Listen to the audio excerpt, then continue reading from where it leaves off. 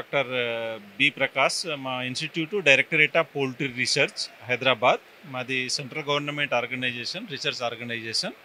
అయితే మా సంస్థ ముఖ్యంగా రీసెర్చ్ సంస్థ.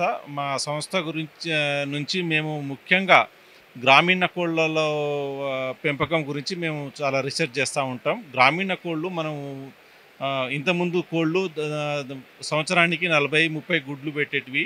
ఇప్పుడు మా దగ్గర ఉన్న జర్మ్ ప్లాజం ఏవైతే ఉన్నాయో మా దగ్గర ఇంప్రూవ్డ్ జర్మ్ ప్లాజం ఉంటాయి.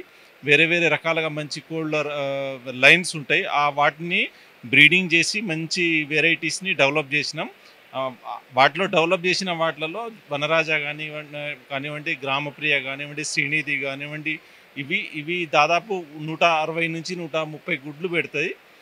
ఆ గుడ్లు పెట్టడం వల్ల ఇంత 2-3 రేట్లు పెరిగినట్టు అవుతుంది. దానివల్ల రైతు లాభపడతారు దీని గురించి.